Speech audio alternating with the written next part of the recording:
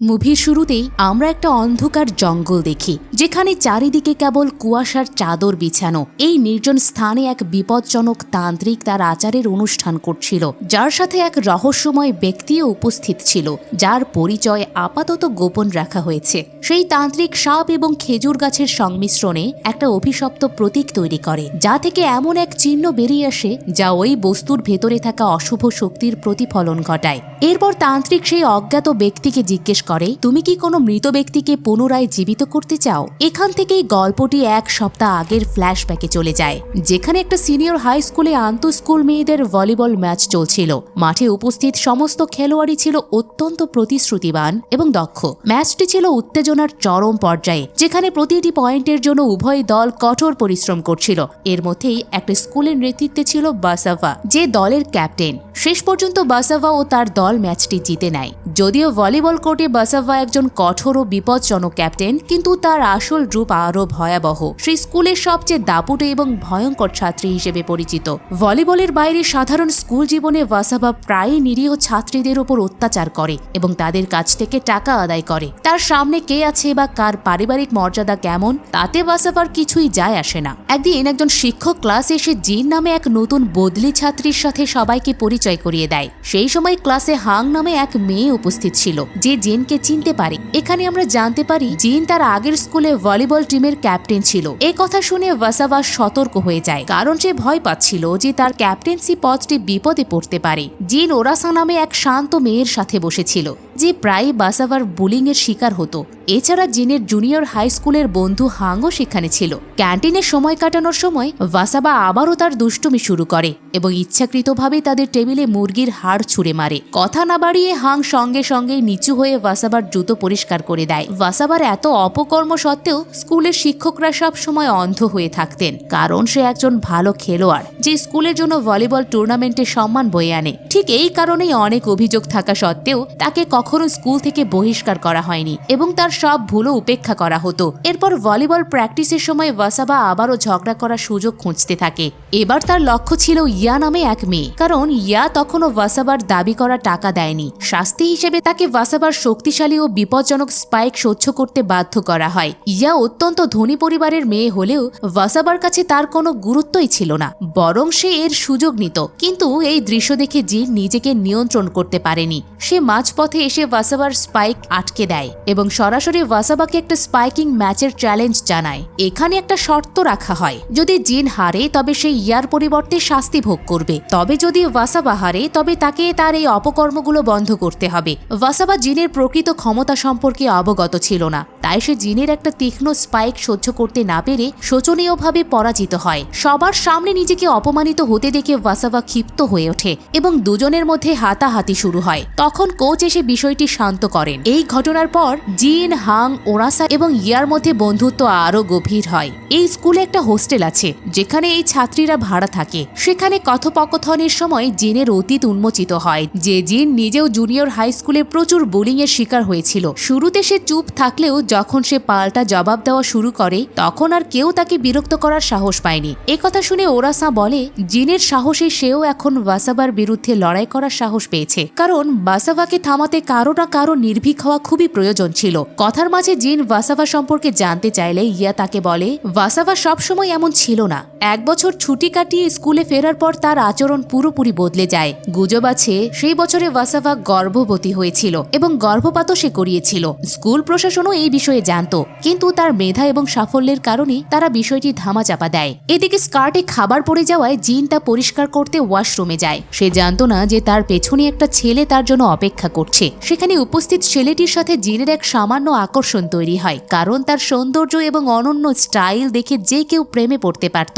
ছেলেটির নাম গান, কিন্তু দুর্ভাগ্যবশত সে ছিল বাসাভার বয়ফ্রেন্ড। সেখান থেকে যাওয়ার সময় বাসাভা জিনকে একা কথা বলার জন্য ছাদে ডেকে পাঠায়। সেখানে সে জানায় ভলিবল কোর্টের ঘটনার পর স্পোর্টস টিচার তাকে কড়া সতর্কবাণী দিয়েছেন। তাকে বলা হয়েছে আর কোনো নতুন নাটক হলে তার কলেজ রিকমেন্ডেশন বাতিল করা হবে। তাই সে শত্রুতা শেষ করে বন্ধুত্বের হাত বাড়িয়ে দিতে চায়। জিনও কোনো সন্দেহ না করে তার প্রস্তাব গ্রহণ করে। এখন গল্পটি কিছুটা সামনে এগিয়ে যায়, যেখানে সোশ্যাল মিডিয়ার মাধ্যমে জিন এবং গান একে অপরের কাছাকাছি আসতে শুরু করে। জিন গানের প্রতি আকর্ষণ অনুভব করা থেকে নিজেকে আটকাতে পারেনি, করার জন্য নিজের কিছু আকর্ষণীয় ছবি পাঠায়। এতে আকৃষ্ট হয়ে গান জিনকে দেখা করার আমন্ত্রণ জানায়। পরের দিন ওয়াসাবা জিনের কাছে এসে সাহায্য চায়, যেন সে তার সাথে এক ছাত্রের বাড়িতে যায় যাকে প্রাইভেট টিউশন দিতে হবে। জিন তাকে বরাবরের মতো বিশ্বাস করে, সাথে রাজিও হয়ে যায়। কিন্তু সেখানে পৌঁছে জিন পুরোপুরি স্তম্ভিত হয়ে যায়, কারণ সেখানে গিয়ে গুন্ডা এবং বখাটেদের দেখতে পায়। এখানে আমরা জানতে পারি ওয়াসাবা নিষ্ঠুরভাবে জিনকে সেই লোকগুলোর কাছে বিক্রি করে দিয়েছে।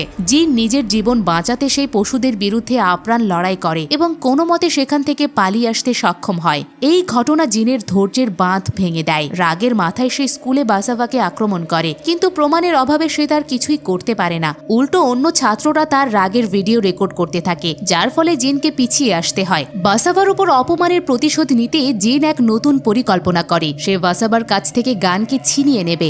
এজন্য সে গানের সাথে দেখা করার পরিকল্পনা করে, কিন্তু দুর্ভাগ্যবশত দেখা করার আগেই বাসাভা ইঙ্গিত পায় যে গানের জীবনে অন্য কোনো মেয়ে এসেছে। এই নিয়ে তাদের মধ্যে প্রচন্ড তর্কাতর্কি শুরু হয়। গান ইতিমধ্যে বাসাভার আচরণে বিরক্ত ছিল। শেষ পর্যন্ত সে সত্যিটা বলেই দেয়। সে বলে হ্যাঁ, তার জীবনে অন্য কেউ এসেছে। এই কথা বলে গান সেখান থেকে যাওয়ার সময় হঠাৎ মনে পড়ে সে তার ফোন ফেলে এসেছে। কিন্তু যখনই সে ফোন নিতে পেছনে ঘোরে, বাসাভা হঠাৎ করে ছুরি দিয়ে তাকে আক্রমণ করে। রাগে অন্ধ হয়ে বাসাভা বুঝতে পারছিল না যে সে কি করছে। এই রক্তপাতের পর স্কুল কর্তৃপক্ষ অত্যন্ত দুঃখের সাথে বাসাভাকে স্কুল থেকে বহিষ্কার করে, যা তার জীবনের সবচেয়ে বড় আক্ষেপ এবং গভীর ক্ষত হয়ে দাঁড়ায়। কিন্তু এর কিছুদিন পরেই স্কুলে আবারও চাঞ্চল্য ছড়িয়ে পড়ে, যখন খবর আসে যে বাসাভা আত্মহত্যা করেছে। এই কথা শুনে জিন ও তার বন্ধুরা তাকে শেষবারের মতো দেখতে এবং প্রার্থনা করতে তার অন্ত্যেষ্টিক্রিয়ায় পৌঁছায়। সেখানে হঠাৎ করেই ইয়ার শরীর খারাপ হতে শুরু করে, আর তাই হাং তাকে বাড়ি নিয়ে যায়। এখানে কেবল জিন এবং ওরাসা থেকে যায়। এদিকে অন্য এক জায়গায় যেখানে বাসাভা মারা গিয়েছিল,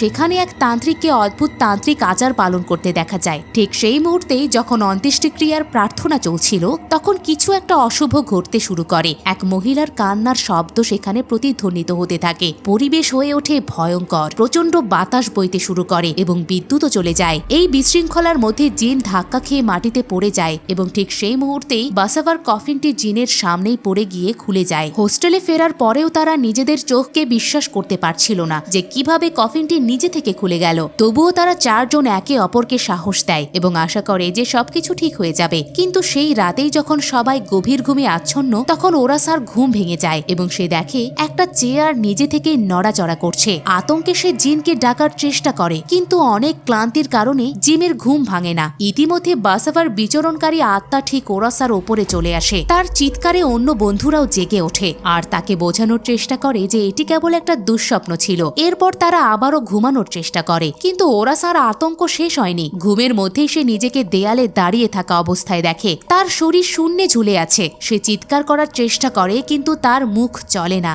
এরপর ধীরে ধীরে একটা দড়ি উপরে উঠে এসে তার গলায় চেপে বসে এবং ওরাসা বাঁচার জন্য লড়াই করতে থাকে। ঠিক তখনই বাসাভার আত্মা নিষ্ঠুরভাবে তার মাথা থেঁতলে দেয়, কিন্তু বাস্তবে এটিও ছিল তার একটা দুঃস্বপ্ন। পরের দিন স্কুলে তোলপাড় শুরু হয়, কারণ খেলার মাঠে তান্ত্রিক আচারের অবশিষ্টাংশ পাওয়া যায়। জিন ও তার বন্ধুরা সেখানে পৌঁছে স্কুলের পরিচ্ছন্নতা কর্মীর কাছে এ বিষয়ে জানতে চায়। মহিলাটি তখন ব্যাখ্যা করে এটি একটা আত্মাকে ডাকার প্রক্রিয়া এবং এই চিহ্নগুলো স্পষ্ট করে দেয় যে এটি কালো জাদু। তিনি আরো বলেন যে এই আচারের উদ্দেশ্য হলো একটা প্রতিশোধ পরায়ণ আত্মাকে জাগিয়ে তোলা, যা কিনা আগামী 3 দিন তার শিকারদের পিছু নেবে। প্রথম দিন সে শুধু তার নিজের উপস্থিতিতে ভয় দেখাবে, কিন্তু শেষ দিনে সে কোনো সুযোগ না দিয়েই তার শিকারকে হত্যা করবে। সেদিন থেকেই বাসাবার আত্মার আতঙ্ক শুরু হয় এবং সে একে একে সবার সামনে উপস্থিত হতে থাকে। ইয়া অনুভব করে যে বাসাবার আত্মা উপরে ঝুলে আছে এবং হঠাৎ তার দিকে মাথাবিহীন অবস্থায় এগিয়ে আসছে। অন্য মেয়েরা অবাক হয়ে ইয়াকে অদ্ভুত সব আচরণ করতে দেখছিল,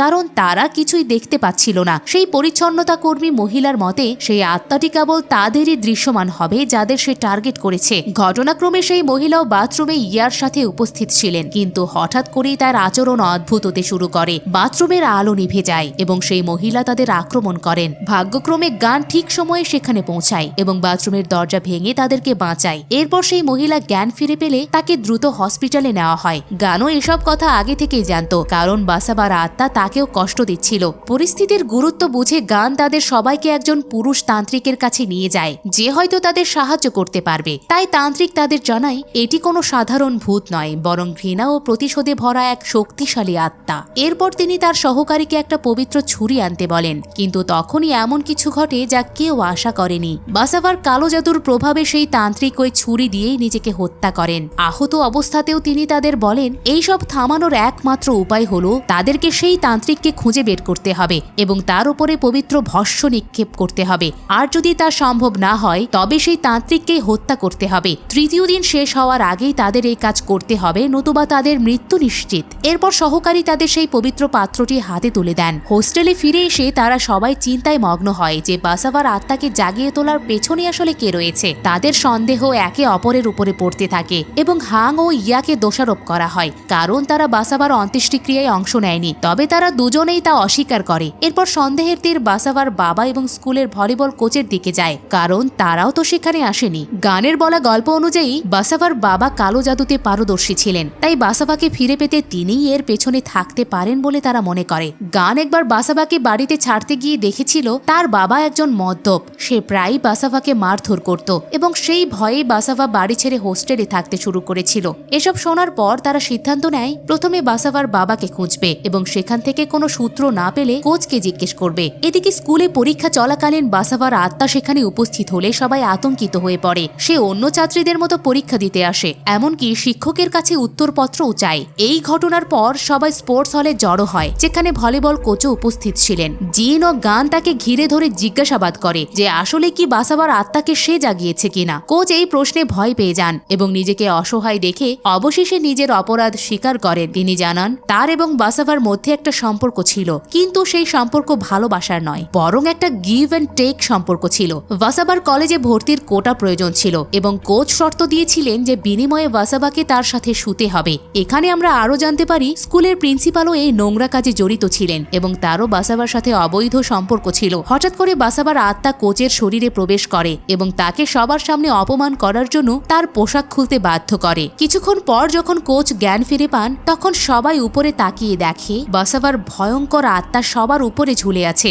এখন তাদের শেষ আশা ছিল বাসাভার বাবাকে খুঁজে বের করা। তারা তার বাড়িতে ঢুকে সেখানে কালো জাদু এবং বলিদানের অনেক সরঞ্জাম দেখতে পায়। তাদের সন্দেহ সম্পূর্ণ নিশ্চিত হয়, কারণ সেখানে তারা বাসাভার শৈশবের একটা ছবি দেখতে পায়। দেরি না করে তারা পুরো জায়গাটি ধ্বংস করে দেয়। ঠিক তখনই বাসাভার বাবা সেখানে পৌঁছায় এবং তার আচার নষ্ট হতে দেখে সবার উপরে আক্রমণ করেন। যখন তান্ত্রিকের দেওয়া পবিত্র ভস্য তার উপর ছড়িয়ে দেওয়া হয় তিনি ব্যথায় ছটফট করতে থাকেন। প্রাণ বাঁচাতে তিনি পালানোর চেষ্টা করেন, কিন্তু তারা পিছু ছাড়ে না। এদিকে হাং একটা পুতুল নিয়ে সেখানে আসে, যা সে ওই বাড়িতেই পেয়েছিল। সে দাবি করে এটি একটা আত্মার পুতুল এবং এটি ধ্বংস করা খুবই জরুরি। কথা শুনে তারা পুতুলের উপরে পবিত্র ভস্য ঢেলে দেয়, যার প্রভাব তৎক্ষণাৎ দেখা যায়। বাসাভার বাবা তার কর্মের ফল পায়। তিনি পড়ে গিয়ে তার মাথায় একটা ধারালো লোহার রেলিংয়ে আটকে যায়, ফলে ঘটনাস্থলেই তার মৃত্যু ঘটে। এর মানে যদি বাসাভার আত্মা তার বাবার দ্বারাই জাগ্রত হয়ে থাকে তবে তারা এখন অভিশাপ মুক্ত। তবে এটি নিশ্চিত হওয়া যাবে কেবল মাঝরাতের পর।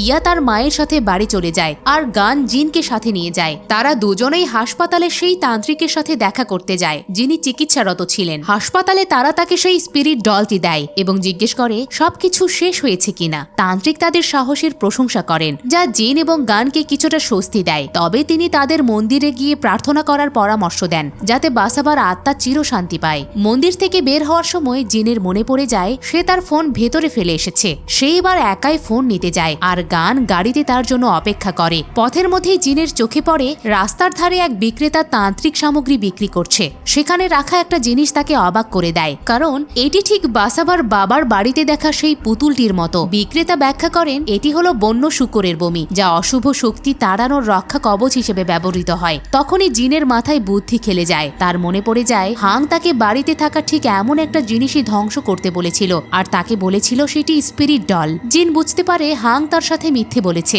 আতঙ্কে যখন টাইম দেখে তখন বাজে রাত 11:58, অর্থাৎ মাঝরাত হতে আর মাত্র 2 মিনিট বাকি। ইতিমধ্যেই হাসপাতালে সেই তান্ত্রিককে বাসাভার আত্মা আক্রমণ করে হত্যা করে। তার পরবর্তী লক্ষ্য ছিল গান, যে গাড়িতে বসে জিনের জন্য অপেক্ষা করছিল। তার গাড়ি নিজে থেকে চলতে শুরু করে এবং এক ভয়াবহ দুর্ঘটনায় গানের মৃত্যু ঘটে। একটা লোহার রড তার মাথায় ঢুকে যায় এবং জিন অসহায়ভাবে তার চোখের সামনে এই ভয়ঙ্কর দৃশ্য দেখে। সে আতঙ্কিত হয়ে হাসপাতালে ফিরে আসে এবং তান্ত্রিকের মৃতদেহের পাশে সেই পবিত্র ছুরিটি দেখতে পায়। পায়। জিন নিঃশব্দে ছুরিটি তুলে নেয়। সে হাংকে ফোন করে বলে অভিশাপ এখনো শেষ হয়নি এবং তাকে বাসাভার পুরনো বাড়িতে দেখা করতে বলে। অন্যদিকে ইয়া শান্তিতে ঘুমাচ্ছিল, কারণ সে ভেবেছিল বিপদ কেটে গেছে। কিন্তু বাসাভার আত্মা সেখানে পৌঁছে যায় এবং ইয়া কিছু বুঝে ওঠার আগেই এই প্রতিশোধ পরায়ণ আত্মার শিকার হয়ে করুণভাবে মারা যায়। এদিকে হাং গোপনে ওরাসাকে সেই স্পোর্টস হলে নিয়ে যায় যেখানে বাসাভা মারা গিয়েছিল। ওরাসা তখনও হাংয়ের আসল পরিচয় জানত না। হাং তাকে একটি আচারে অংশ নিতে বলে এবং দাবি করে এটি চিরতরে অভিশাপ মুক্ত করবে।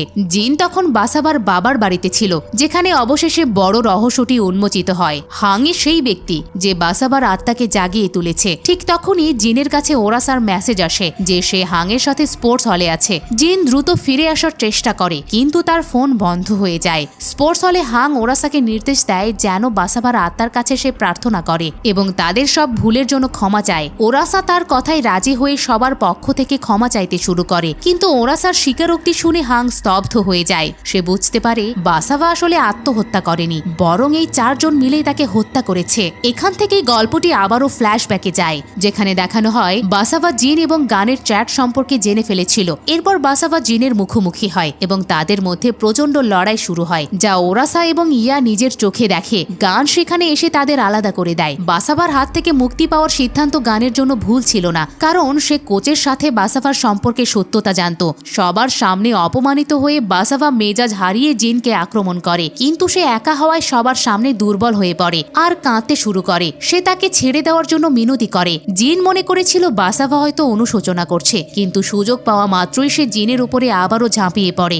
নিজেকে তার কবল থেকে মুক্ত করার জন্য জিন যখন বাসাভাকে জোরে ধাক্কা দেয়, বাসাভার মাথা একটা লোহার রডে লেগে যায় এবং সে ঘটনাস্থলেই মারা যায়। সবকিছু দেখে তারা খুবই ভয় পেয়ে যায়, কারণ এটি ছিল একটা দুর্ঘটনা। কিন্তু জিন তাদেরকে বোঝায় যে বেঁচে থাকতে বাসাভা তাদের জীবন অতিষ্ঠ করে তুলেছিল এবং অনেক মানুষকে কষ্টও দিয়েছে, তাই তার মৃত্যুতে কান্নাকাটি করার কোনো মানেই হয় না। তাই সবাই মিলে এটিকে আত্মহত্যার রূপ দেওয়ার পরিকল্পনা করে। তারা ক্রাইম সিনে এমন কিছু প্রমাণ রেখে যায় এবং সিসিটিভিকে ফাঁকি দেয় যাতে মনে হয় বাসাভা আত্মহত্যা করেছে। মেয়েদের একজন বাসাভার ইউনিফর্ম পরে সিসিটিভির সামনে দিয়ে হেঁটে যায়, যাতে ধারণা তৈরি হয় যে বাসাভা আত্মহত্যার প্রস্তুতি নিচ্ছিল। কিন্তু ঘটনাক্রমে বাসাভা যে রাতে মারা যায়, হাং সেখানে উপস্থিত ছিল না। গল্পটি এবার বর্তমানে ফিরে আসে, যেখানে হাং স্বীকার করে যে সেই বাসাভার আত্মাকে জাগিয়েছে। বাসাভার মৃত্যুর পর হাং পাগল প্রায় হয়ে এক তান্ত্রিকের খোঁজ পায় এবং তার কাছ থেকে আত্মাকে ফিরিয়ে আনার তান্ত্রিক পদ্ধতি শেখে। এরপরই বাসাভার আত্মা ফিরে আসে। এরপর যখন জিন স্পোর্টস হলে পৌঁছায়, তখন সেখানের দৃশ্য দেখে সে স্তব্ধ হয়ে যায়, কারণ ওরাসা সেখানে মারা গিয়েছে। জিন চিৎকার করে হাংকে জিজ্ঞেস করে সে কেন বাসাভাকে জাগালো, যেখানে জীবিত অবস্থায় বাসাভা তাকেই সবচেয়ে বেশি বুলিং করত।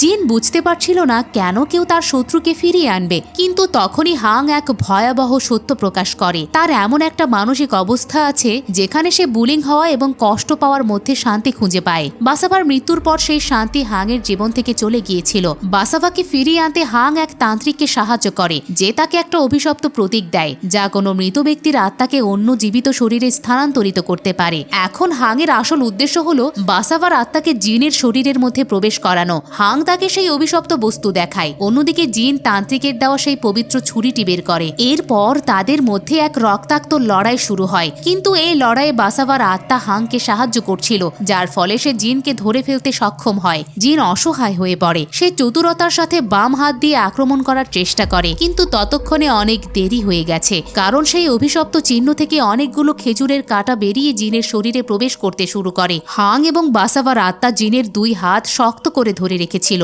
সেজন্য সে অভিশপ্ত কাঁটাগুলোকে আটকাতে পারছিল না। কিছু সময় এভাবেই কেটে যায় এবং সবকিছু আগের মতো স্বাভাবিক দেখাতে শুরু করে। জিন বেঁচে আছে এবং হাং তার সাথেই আছে, কিন্তু এখন সেই শরীরের ভেতরে বাসাভার আত্মা বসতি গড়েছে। জিন এখন ঠিক বাসাভার মতোই আচরণ শুরু করে এবং সে আগের মতো নিষ্ঠুর অত্যাচারী হয়ে ওঠে। এটি দেখে হাংয়ের চোখে এক অদ্ভুত আনন্দ এবং উন্মাদনা কাজ করে। এই দৃশ্যের মাধ্যমেই মুভিটি সমাপ্ত হয়। কিন্তু কোনো আত্মাকে ফিরিয়ে আনার এই জেদ কি শুধু জিনের জীবনই নষ্ট করবে, নাকি এই ধারা আরও চলবে? তা না হয় তোমরা কমেন্ট করেই জানাও।